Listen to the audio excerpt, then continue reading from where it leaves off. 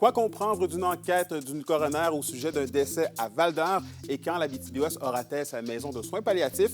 Voilà les questions qu'on s'est posées pour vous.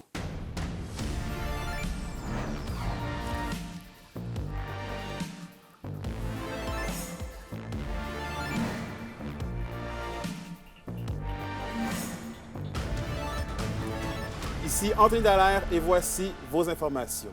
Pour commencer, on revient sur le décès en 2022 d'une personne en situation d'itinérance à Val-d'Or. Le bureau du coroner a dévoilé aujourd'hui ses conclusions et ses recommandations. Et Alexandre, c'est qu'un homme de 72 ans avait été retrouvé à quelques pas de l'hôpital en arrêt cardio-respiratoire. Oui, tout à fait. Il s'agissait de Gilles Gawette. Je vous explique les circonstances de cette soirée du 11 décembre 2022. Une policière a aperçu l'homme étendu au sol ivre sur la 3e avenue de Val-d'Or et elle a par la suite elle l'a emmené au centre hospitalier. Et après plusieurs tests médicaux, on se rend compte que l'état de santé de M. Gawette est précaire. On ordonne alors une garde du patient, puisque ce dernier, bien connu du personnel médical, a l'habitude de quitter souvent malgré les avis médicaux. Et comme de fait, en soirée, par 2 fois, il tente de s'en aller. En vain, avant que la 3e fois soit la bonne. Quelque temps après sa fuite, il est retrouvé étendu par terre à quelques mètres de l'hôpital en arrêt cardio-respiratoire. Et malgré les manœuvres de réanimation, le médecin de l'urgence a malheureusement constaté le décès de M. Gilles Gawette. Et là, dans son rapport, la coroner explique qu'une défaillance justement de la prise en charge du vrai santé serait peut-être en cause là, dans la situation, c'est ça? Oui, absolument. En quelque sorte, Gilles Gawette ne peut pas être tenu seul responsable de sa mort, selon la coroner. Depuis les événements, on se demandait un petit peu à qui la faute dans cette histoire. C'est que l'homme qui avait des problématiques de santé devait se présenter à répétition à l'urgence de l'hôpital pour obtenir de l'aide et des soins. Mais au final, la coroner explique qu'il n'a jamais fait l'objet d'une évaluation globale et qu'aucun service du CISAT n'a été en mesure d'assurer une véritable prise en charge pour M. Gawette au fil du temps. Oui, et là, 18 recommandations ont été soumises par la coroner aux autorités de la santé de la région, c'est ça?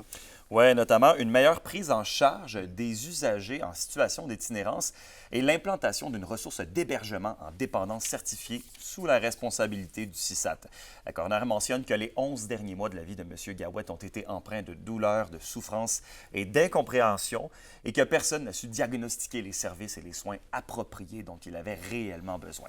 Finalement, le CISAT a réagi par voie de communiqué et accueille les recommandations avec sérieux et rigueur.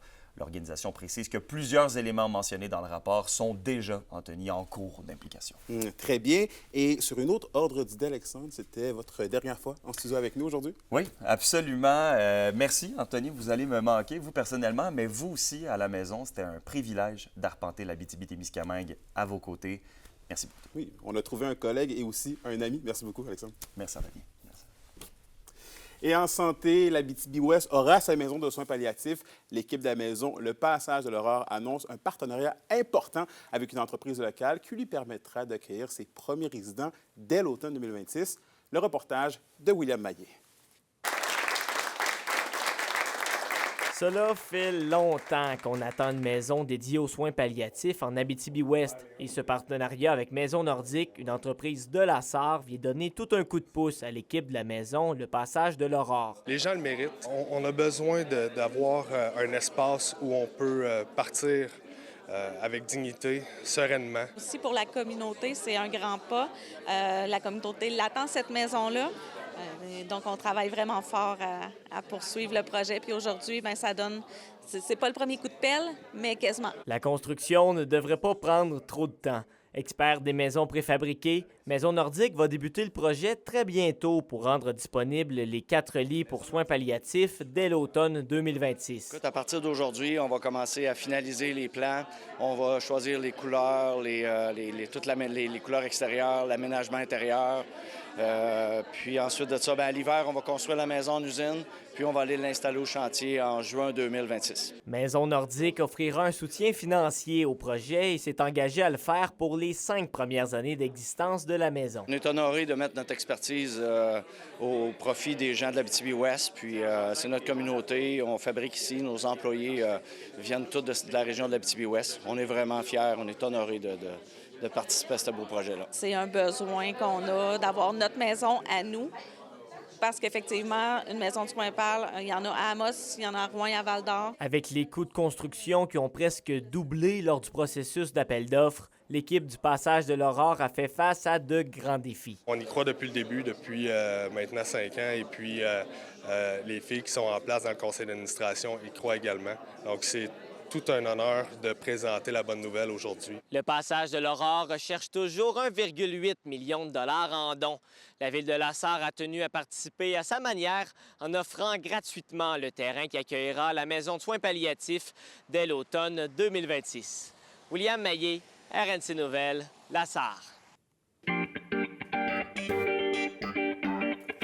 Au culturel, la troupe à cœur ouvert présente sa 50e production cet été. Il vous invite à plonger dans l'univers de Michel Tremblay. La soirée musicale et théâtrale se tient sous forme de cabaret directement aux locaux de la troupe. Les chanteurs vous interpréteront entre autres des classiques musicaux de l'auteur québécois. Les représentations ont lieu les jeudis, vendredis et samedis jusqu'au 2 août. Et se lever avant le soleil pour courir, c'est le défi que se donnent plus d'une vingtaine de coureurs chaque mercredi matin depuis plus d'1 an. Le club de course Les Pas Pressés rassemble les différents amateurs de course pour bouger à leur rythme sans pression. Un reportage de Zachary Desrosiers. Qu'il fasse beau ou non, une équipe de coureurs de Val-d'Or se donne rendez-vous chaque mercredi matin. Il s'agit du 6 AM Club. Le départ se fait toujours du centre-ville. Le parcours, une boucle jusqu'à la Cité de l'Or, puis retour pour prendre un café aux Bénédictines juste avant d'aller travailler. Le mouvement a été lancé par Corinne Ladouceur et Amy Allaire, qui ont aussi fondé le club de course Pas Pressés. Leur idée, faire du sport un moment rassembleur sans pression. En fait, on a commencé les courses matinales l'année passée, puis cette année, on a élargi notre offre d'activités à des courses aussi avec des entreprises locales. On avait beaucoup de gens qui nous disaient qu'ils voulaient venir courir le matin, mais qui n'étaient pas très matinales. Fait qu'on s'est dit, on va en faire aussi le soir, puis on va mélanger ça avec des entreprises de Val-d'Or pour mettre un peu de vie dans la ville. Des courses spéciales sont organisées en partenariat avec les événements locaux, comme récemment au Frima, où la soirée s'est terminée par un spectacle. Samedi dernier, le 19 juillet, c'était avec le Frima, fait qu'on s'est rejoint après pour un show de Thierry Larose, fait que c'était vraiment plaisant. On commence justement par rapport, mettons, à la place où on l'organise, comme Alpha Tango, on se rejoint là, on fait un petit parcours qui est souvent différent de 5 km, puis on se rejoint dépendamment c'est quoi l'entreprise, c'est quoi l'activité qu'on fait, on se rejoint à cette place-là. Même l'hiver, ils tiennent le cap. Certains bravent le froid, parfois même jusqu'à moins 20 degrés pour ne pas manquer leur course du mercredi. Des fois, il y avait des courses qui faisaient moins 20 sur la glace, que le monde venait courir, même s'il faisait encore noir quand on avait fini.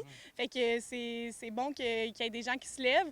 On comprend le monde qui se lève pas, mais on souhaite continuer le club l'hiver aussi pour ceux qui sont partants. Les instigatrices ont déjà plusieurs projets et idées sur la table pour le futur. On a un événement qui s'en vient avec Fantaisie glacée, fait que parfois aussi il y a des gens qui viennent avec leurs enfants, qui viennent avec leurs poussettes, leurs chiens.